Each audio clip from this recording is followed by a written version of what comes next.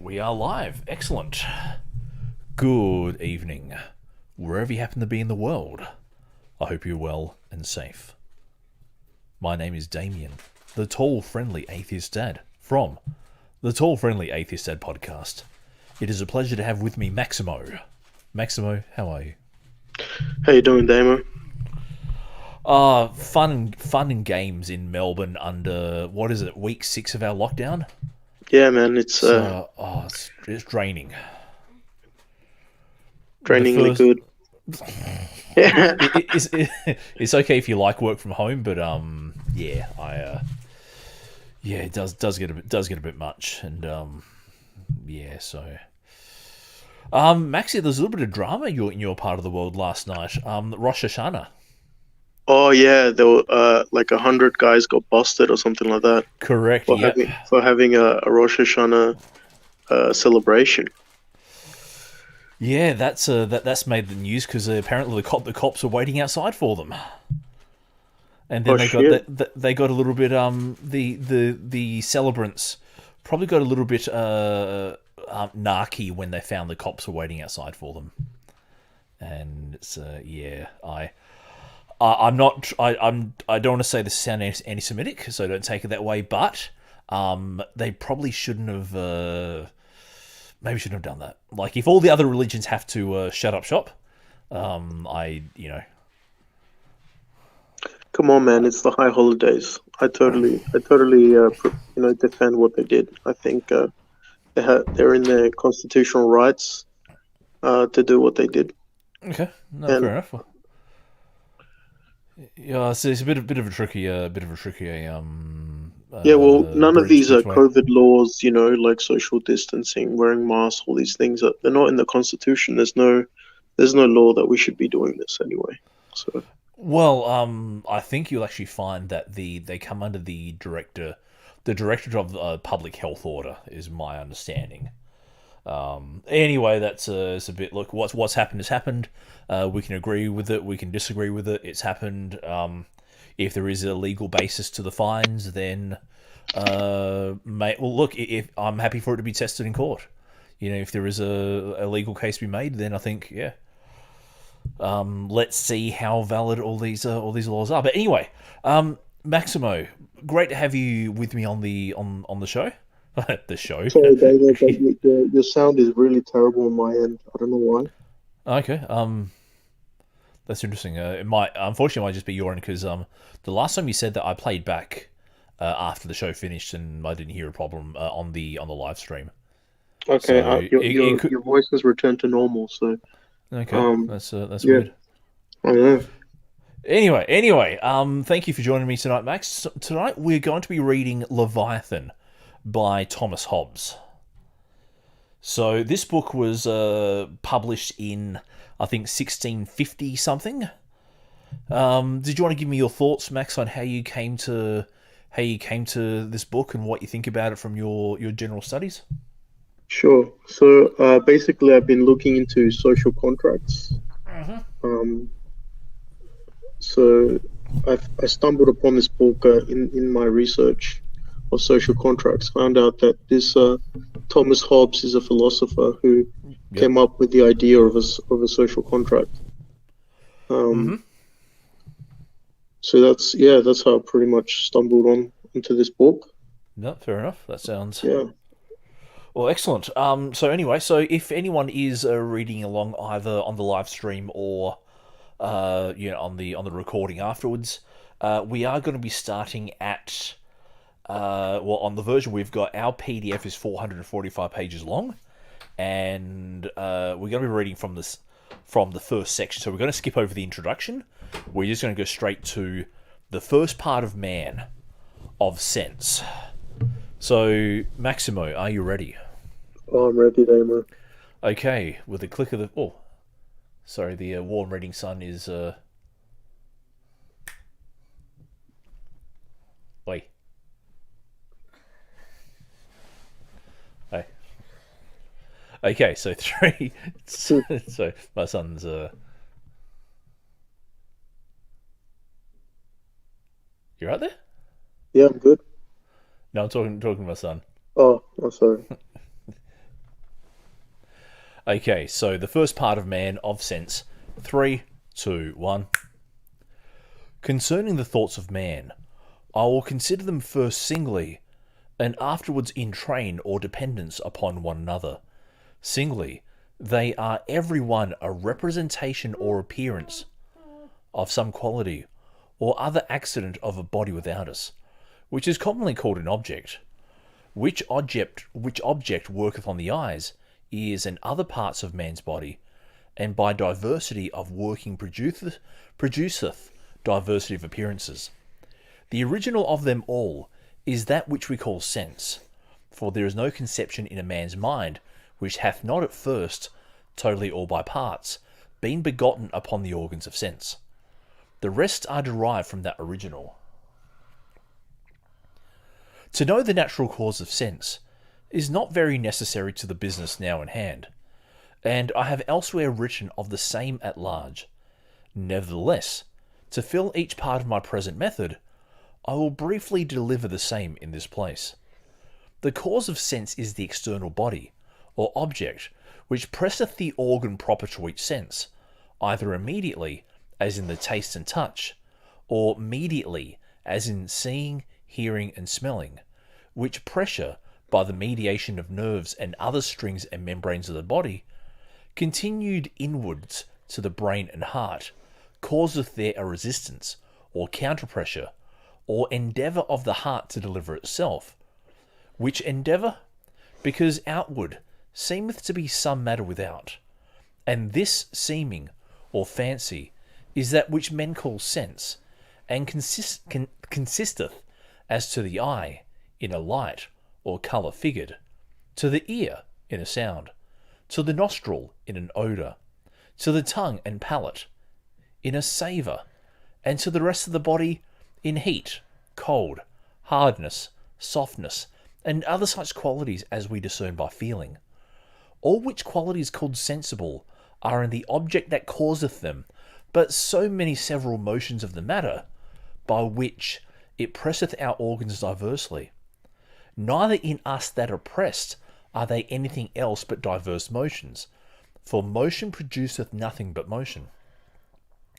But their appearance to us is fancy, the same waking that dreaming, and as pressing, rubbing, or striking the eye makes us fancy a light, and pressing the ear produceth a din, so do the bodies also we see, or hear, produce the same by their strong, though unobserved action.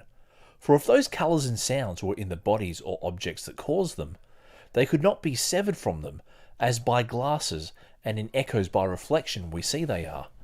Where we know the thing we see is in one place, the appearance in another.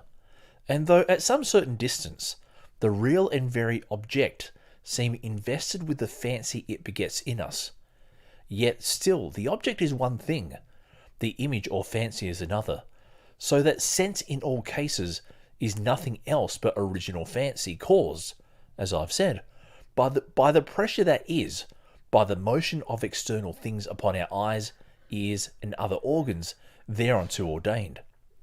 But the philosophy schools, through all the universities of Christendom, grounded upon certain texts of Aristotle, teach another doctrine, and say, for the cause of vision, that the thing seen sendeth forth on every side a visible species, in English, a visible show, apparition, or aspect, or a being seen, the receiving whereof into the eye is seeing, and for the cause of hearing, that the thing heard sendeth forth an audible species, that is, an audible aspect, or audible being seen, which, entering at the ear, maketh hearing. Nay, for the cause of understanding also, they say the thing understood sendeth forth an intelligible species, that is, an intelligible being seen, which coming into the understanding makes us understand.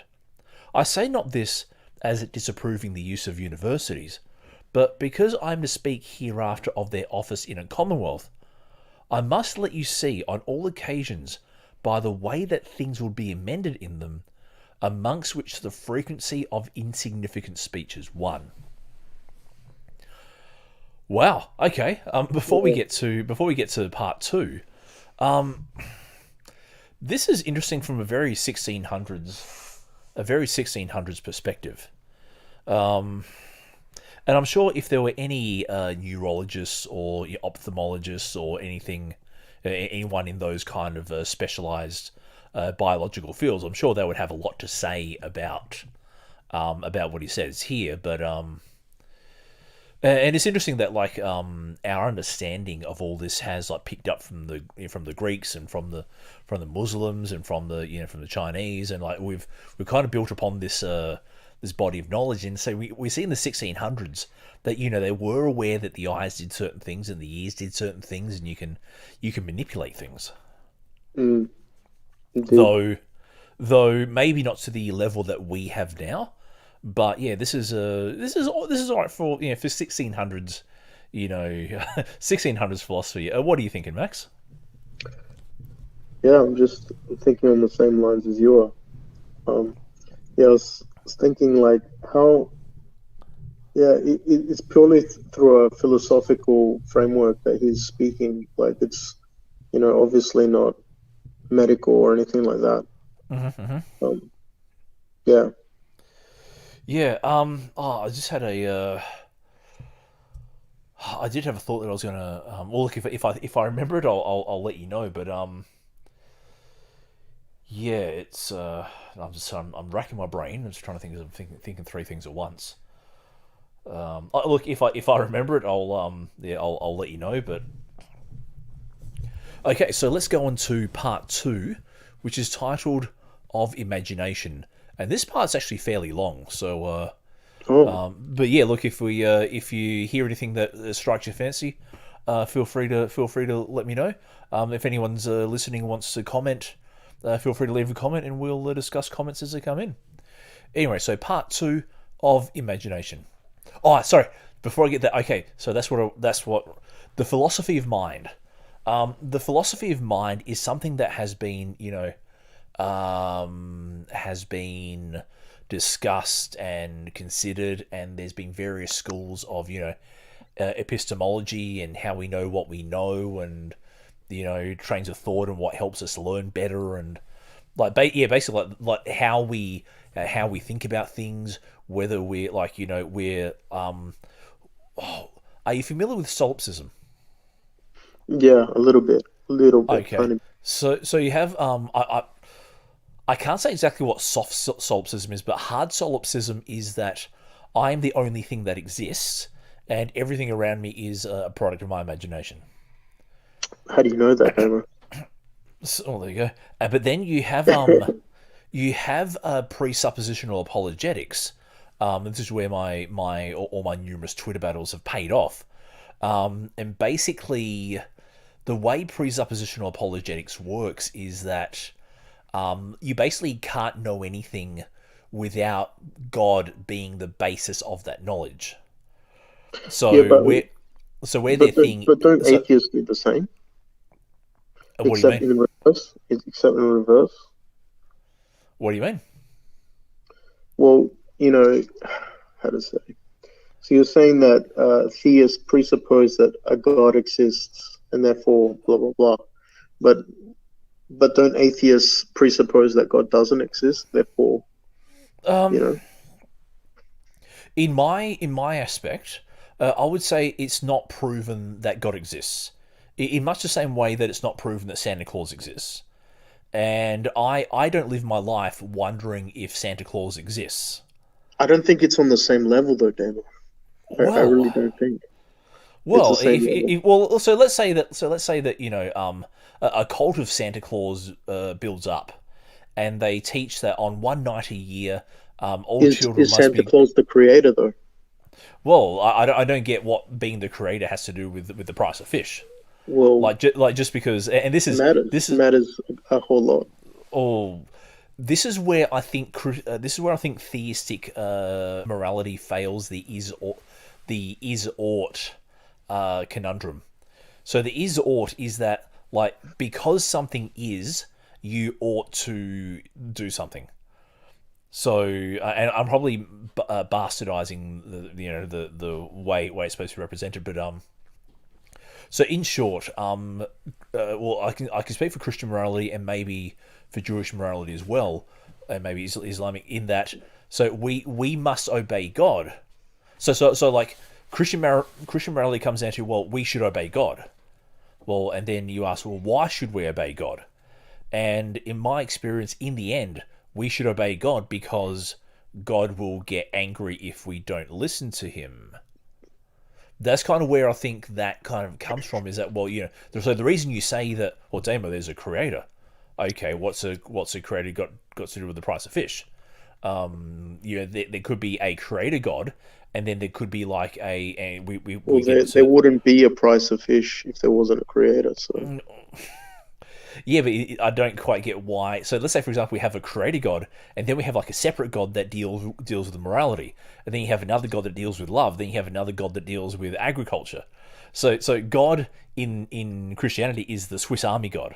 You need to fall pregnant. You go talk to God. So in the Greco-Roman culture, if you want to go to the war, you go to Kratos.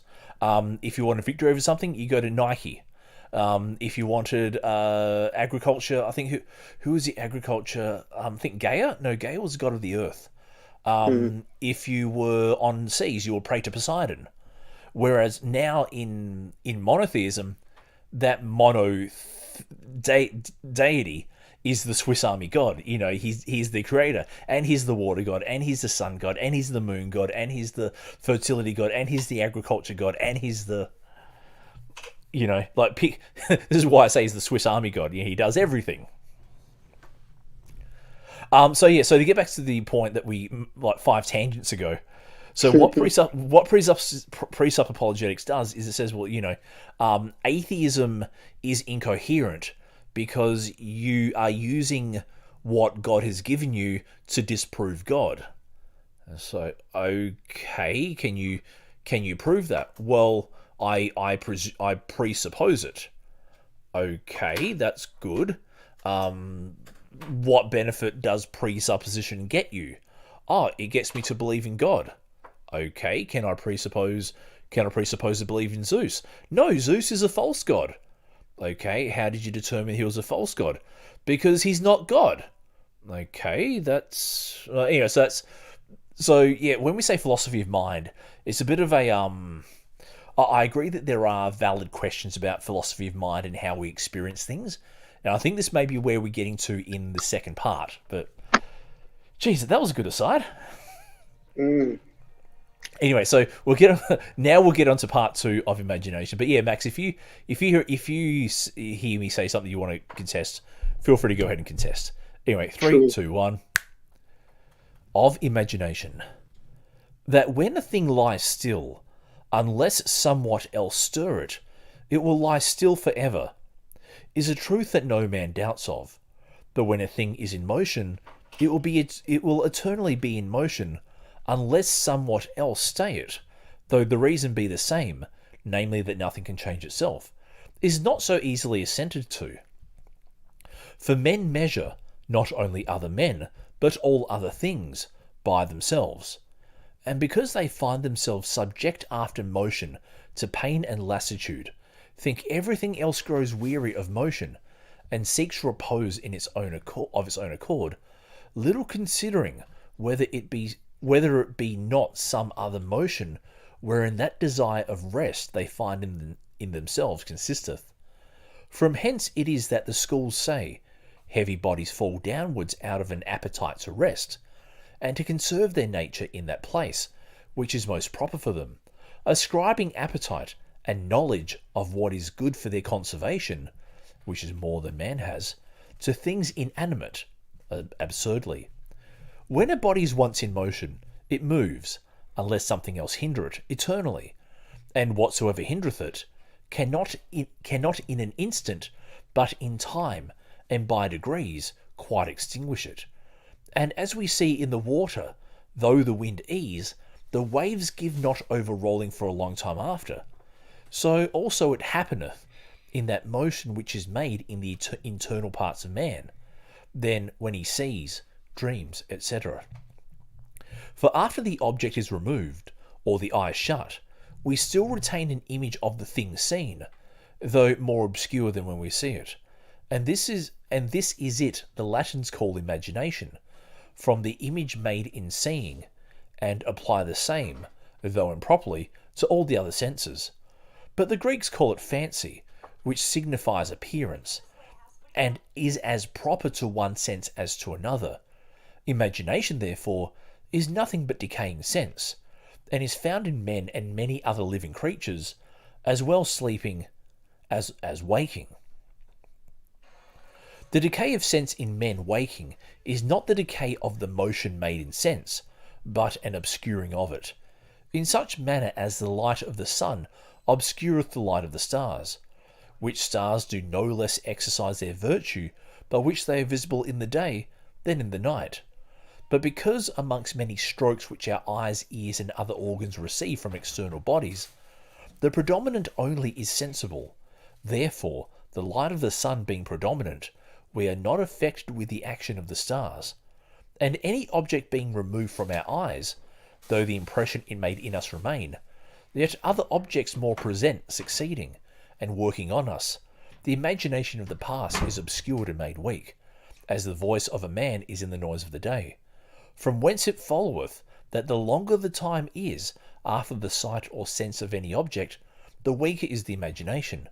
For the continual change of man's body destroys in time the parts which in sense were moved, so that distance of time and of place hath one and the same effect in us.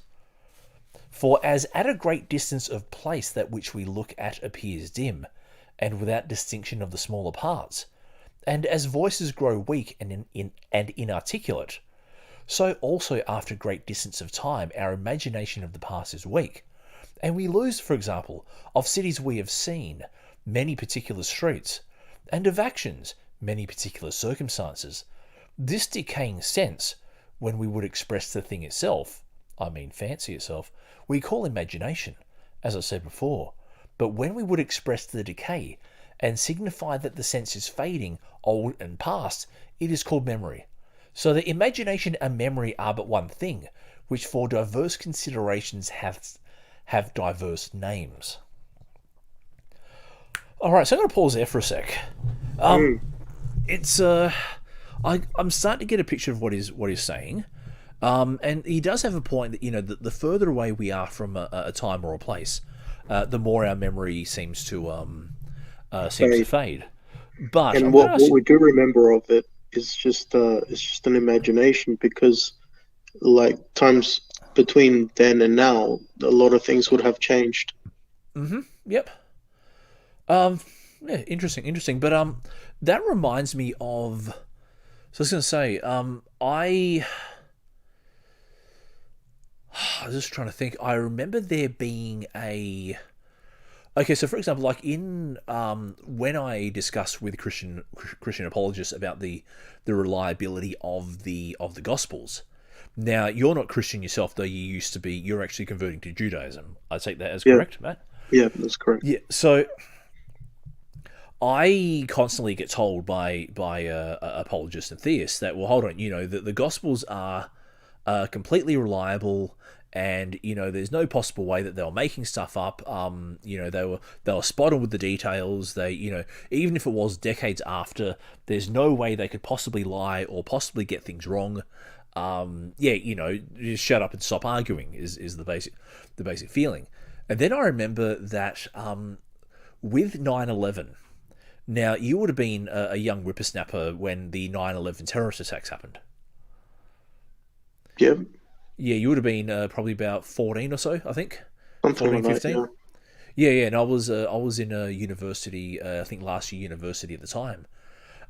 They did a study of recollections of details of the events after 9/11. Now, 9/11 was one of those things that changed the world. So you would think that it would have like the biggest impact on our memory. But what they found, I think they did a I think 4 surveys or 3 surveys. They did like a week after the events. I think like 2 years after the events, 5 years after the events, and 10 years after. And yeah, they found that as time went on, the memory and the ability of people to recall minor details, faded significantly, and even like the details of where they were, what they were doing, that kind of stuff. Those kind of recollections also dropped off as well. So, Mm. so I It's get. and Yes, it yep. seems like the only memories we do have are those which are recorded by the media, and that's a scary thought, man. Because Yeah, anyone, the media can mess with, like, how can I say, like, and this is why we need the media to be impartial both ways, so that we're getting a trustworthy narrative. And the problem though is that because money rules the world, it's not so much proper impartial, agnostic, investigative journalism that gets the money. It's the clickbait, it's the outrage, it's the headlines, it's the and this is the thing, and there is a, I suppose, particularly in America, not too much in Australia, but in America, you have like the Fox News on one side, and then you have like CNN and NBC on the other, who are so you have like one side pushing the conservative banner, but then you have the other side who are pushing the left wing banner, and so you then got to so we do need trustworthy journalism, and you're right. Yes, the media do control the narrative. it's almost like that. In the end, in the future, they will be the winners of the war. Because the winners of the war write the history, History. right? History is written by the victors, I think, is the phrase you're looking for. Yeah, exactly. So yeah, so I suppose what I'm trying to say is that I can see what Thomas Hobbes is trying to say, and it does remind me of like when apologists tell me that the Gospels are reliable because there's no way that they would forget details about something so significant, and yet we can scientifically prove that for the most significant cultural event of the last 20 years, the 9/11 attacks, people forgot details, people got things wrong. They actually quantified it, and so okay, and it's also like eyewitness testimony in a court. It's sort of like, well, it's interesting that when it comes to religion, and I suppose I'm criticizing Christianity directly here, when it comes to religion, eyewitness testimony is like the highest possible standard you could get. Whereas if you go to a courtroom, in a courtroom, personal testimony is like the lowest form of evidence, because Yeah. it has to be corroborated by by forensics, or by other people, or stuff like that. And it's just anyway. Give me a sec, Max. I'm just going to quickly pause for a sec. Sure, no Two worries. secs.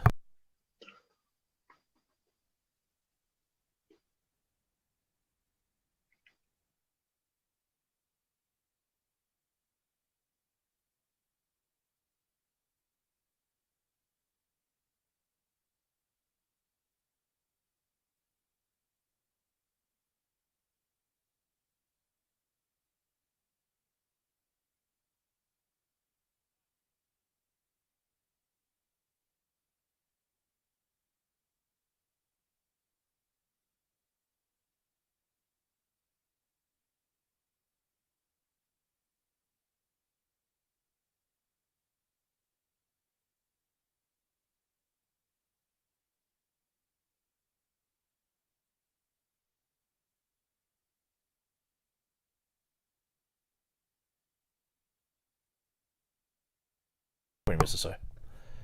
Sorry about that. Just had to quickly take care of something with the family. It's going to Oh, sound good, man. sounds going to sound great on a live stream. But anyway, that's the thing of that's why it's a live stream, because you never know what can happen. And Anyway, that's why you're yeah, a dad, friendly yeah, atheist dad. yes. Uh, so we're on page 12 of 445. So this is going to be a very long series. Yay! Okay, so page 12. So in 3, 2, 1. Much memory, or memory of many things, is called experience.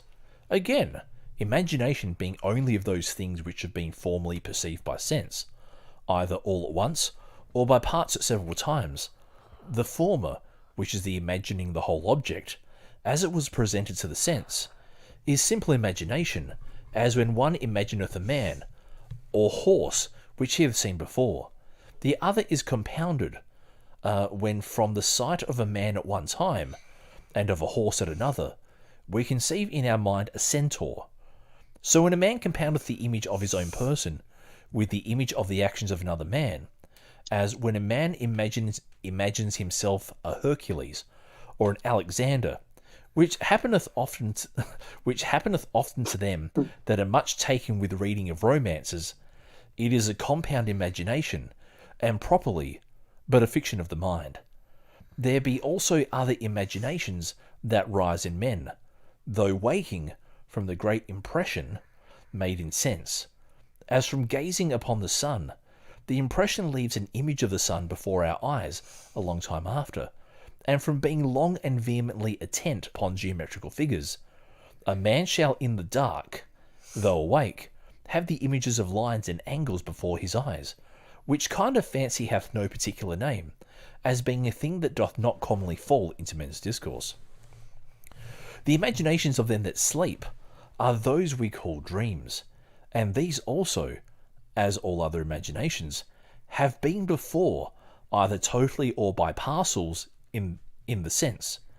And because in sense, the brain and nerves, which are the necessary organs of sense, are so benumbered in sleep as not easily to be moved by the actions of external objects, there can happen in sleep no imagination, and therefore no dream, but what proceeds from the agitation of the inward parts of man's body, which inward parts, for the connection they have with the brain and other organs, when they be distempered do keep the same in motion, whereby the imaginations there formerly made appear as if a man were waking, saving that the organ of sense being now benumbed, so as there is no new object which can master and obscure them with a more vigorous impression, a dream must needs be more clear in this silence of sense than are our waking thoughts.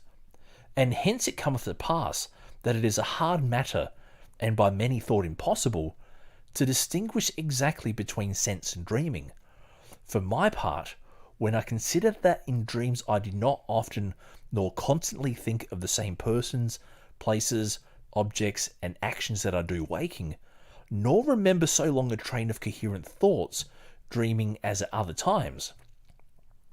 And because waking I often observe the absurdity of dreams, but never dream of the absurdities of my waking thoughts, I am well satisfied that, being awake, I know I dream not, though when I dream, I think myself awake. This is he's got away with words. I'll put it like that, and that's actually an interesting observation. That when you're awake, you don't, you think, oh my god, that was a weird dream I had last night. You don't when you're in a dream, you don't go, that was an interesting thought I had when I was awake, kind of thing. Yeah, it's and I think this kind of gets into the psychology of mind in that like how our brains actually work, why we do sleep, what are dreams, why do we have the certain dreams that we have. It's all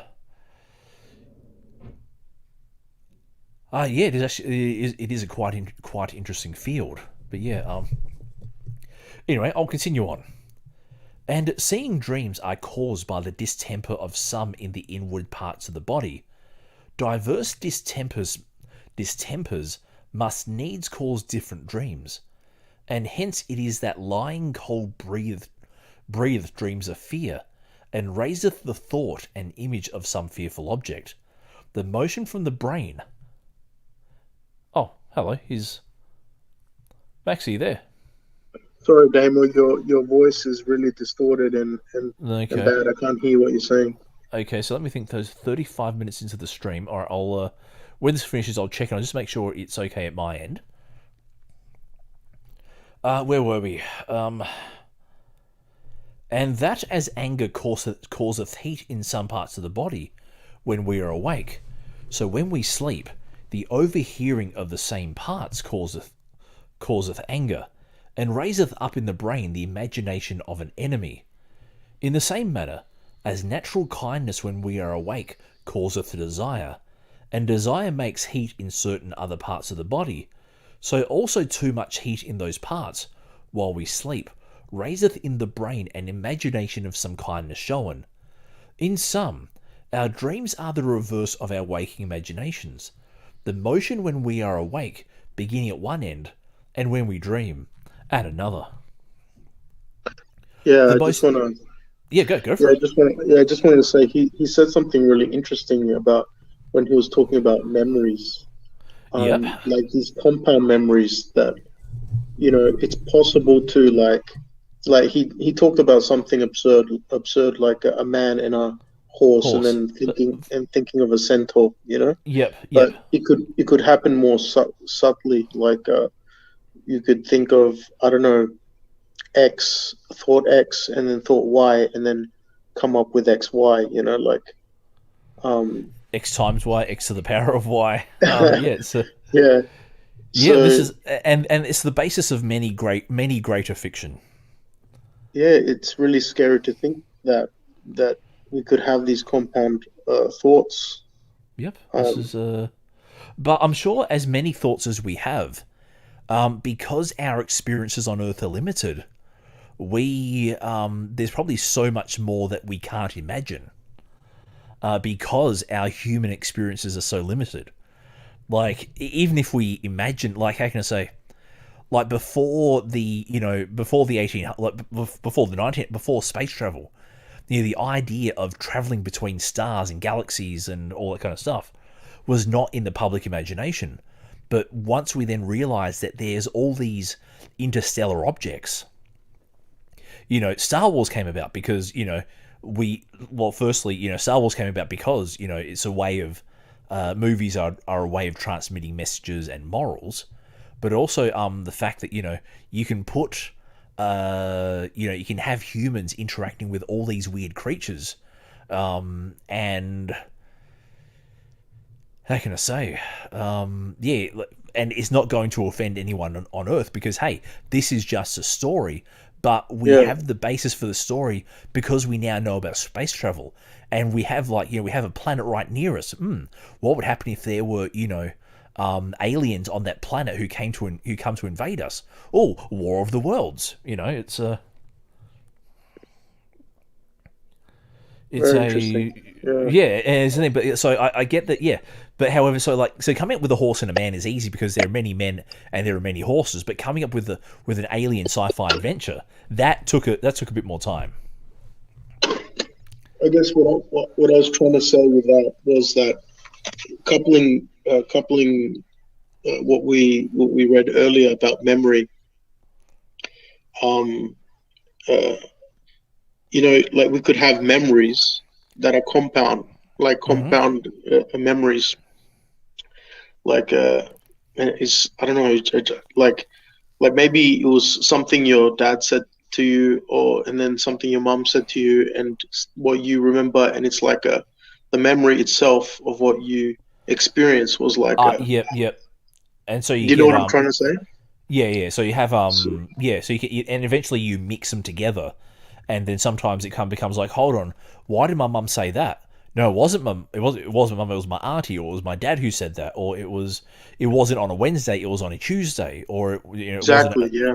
12 o'clock. It was at 11 o'clock, and it's like, well, okay, that's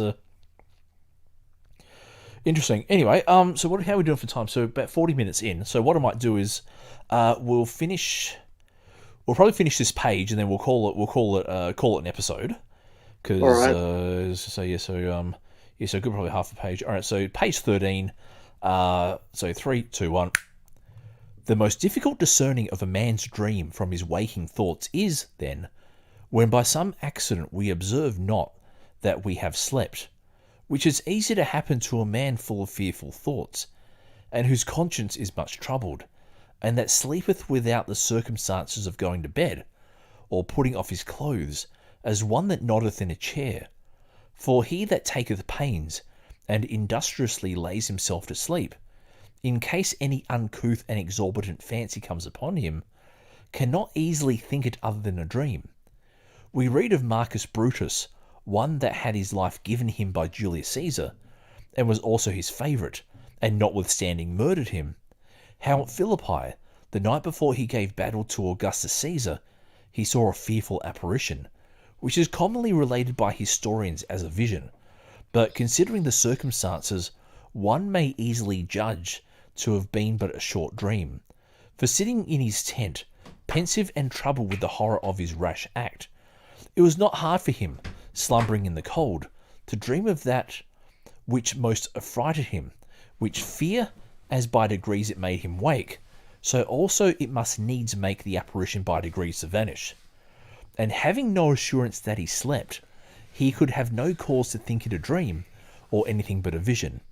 And this is no very rare accident, for even they that be perfectly awake, if they be timorous or superstitious, possessed with fearful tales, and alone in the dark, are subject to the like fancies, and believe they see spirits and dead men's ghosts walking in churchyards, whereas it is either their fancy only, or else the knavery of such persons as make use of such superstitious fear to pass disguised in the night to places they would not be known to haunt. That now we're getting into seeing the supernatural, Yeah. as well, and it's interesting because when I was a firmly believing Christian, I used to believe, in demons and ghosts and, life after death and all this kind of stuff. And it would usually come in the form of sleep paralysis. And The old sleep paralysis. the good old sleep paralysis, yes. Whereas now, I could probably count on one hand the number of sleep paralysis episodes I've had in the last 5 years. Wow, that's interesting. Because I now know that, and I've also observed that sleep paralysis happens to me under times of great stress. So, Is it possible that it happens to a lot of theists because they're under a lot of stress?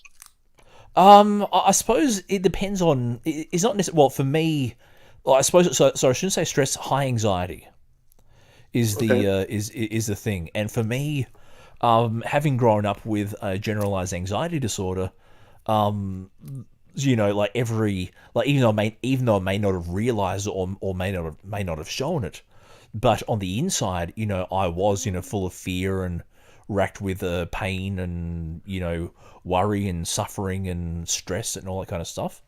And yeah, sometimes all it takes is a couple of bad nights sleep, and then I'm kind of open up to suddenly waking in the night and seeing figures or things fly around or stuff like that. Yeah, this is the thing. But whereas now I know, but in the last few years, I've been like, well, okay, I've had a really long day at work. I've had issues with clients, all that kind of stuff. But now, okay, now I know that I feel a lot more better. And as I say, so So you're saying you don't have, so since becoming atheist, you don't have any sleep paralysis episodes anymore, or what? no, since I got treated for anxiety disorder, my sleep paralysis has gone down. Oh, okay. So it wasn't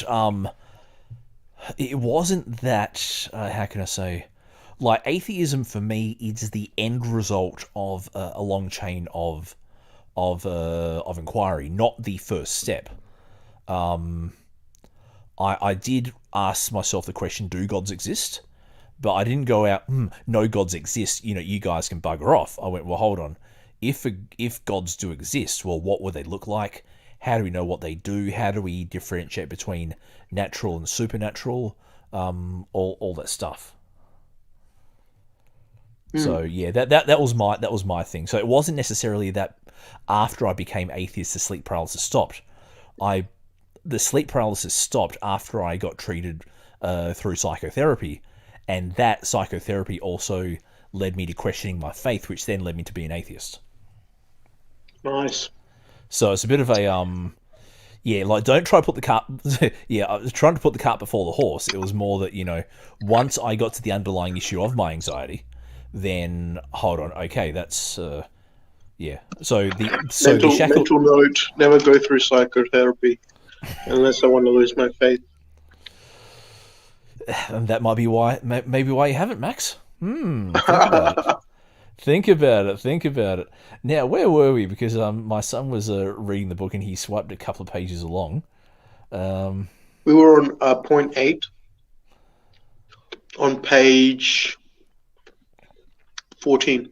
14, yes. Well, actually, in that case, we're actually almost at the end of the section. So, okay, in that case, we'll finish the section and then we'll call it a night. Okay, All 3, right. 2, 1. From this ignorance of how to distinguish dreams and other strong fancies from visions and sense, did arise the greatest part of the religion of the Gentiles in times past, that worship satyrs, fauns, nymphs, and the like. And nowadays, the opinions that rude people have of fairies, ghosts, and goblins, and of the power of witches. For as for witches, I think not that their witchcraft is any real power, but yet that they are justly punished for the false belief they have that they can do such mischief, joined with their purpose to do it if they can, their trade being nearer to a new religion than to a craft or science. And for fairies and walking ghosts, the opinion of them has, I think, been on purpose either taught or not confuted, to keep in credit the use of exorcism, of crosses, of holy water, and other such inventions of ghostly men. Nevertheless, there is no doubt but God can make unnatural apparitions, but that he does it so often as men need to fear such things more than they fear the stay, or change, of the course of nature, which he can also stay and change, is no point of Christian faith. But evil men, under pretext that God can do anything, are so bold as to say anything when it serves their turn, though they think it untrue. It is the part of a wise man to believe them no further than right reason makes that which they say appear credible. If this superstitious fear of spirits were taken away, and with it prognostics from dreams, false prophecies, and many other things depending thereon, by which crafty ambitious persons abuse the simple people, men would be much more fitted than they are for civil obedience.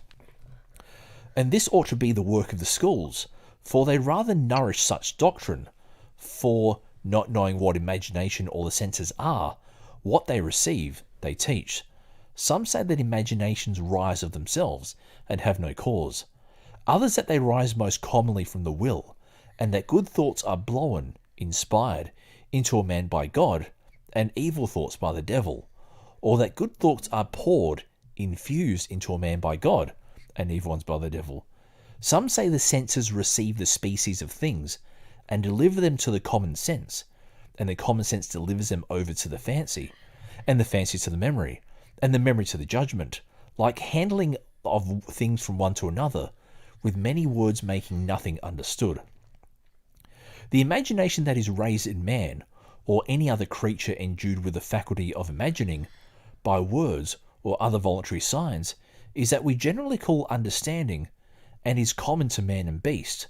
For a dog by custom will understand the call or the rating of his master, and so will many other beasts. That understanding which is peculiar to man is the understanding not only his will, but his conceptions and thoughts by the sequel and contexture of the names of things into affirmations, negations, and other forms of speech. And of this kind of understanding I shall speak hereafter. All right, so that was section 2 of imagination, and so the next one will be section 3 of the consequence or train of imaginations. But he does raise a interesting point here, where he talks about I'm glad he didn't think witchcraft was a real thing.